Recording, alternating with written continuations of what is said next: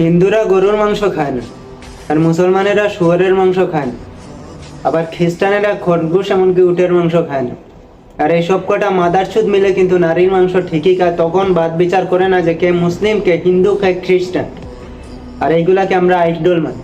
এই মাদারচুদ গুলার টাকা এমন ক্ষমতার দাপটে এতটাই হিংস্র হয়ে গেছে, হায়নার চাইতেও আরো খারাপ হয়ে গেছে।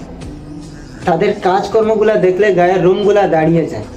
3 বছর থেকে শুরু করে 9 বছরের শিশু বাচ্চাটাকেও পর্যন্ত গণহারে দর্শন করে তাদের মাংস দিয়ে কেবাব বানিয়ে শান্তিতে তৃপ্তি করে খায়।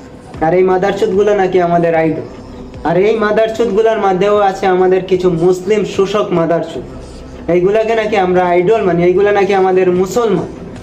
একটা কথা বলি শুন, হয়তো তোরা আজকে টাকা আর ক্ষমতার দাপটে এই দুনিয়ার বিচার থেকে বেঁচে যাবি, কিন্তু কাল কিয়ামতের ময়দানে এমন একজন শাসক থাকবে যার সামনে কখনো টাকা চলে না, ক্ষমতা চলে না, তিনি একজনই ক্ষমতাশীল।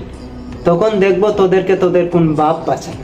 তখন তোদেরকে একটা একটা মেয়ের হিসাব দিতে হবে। আর হ্যাঁ, এদেরকে মাদারচুদ বা অন্যান্য গালি দেওয়ার জন্য যদি কেউ আমাকে গালি দেন, সোজা ভাষায় একটা কথা বলি, আপনি নিজেও একটা মাদারচুদ, লিখে রাখেন। ধন্যবাদ।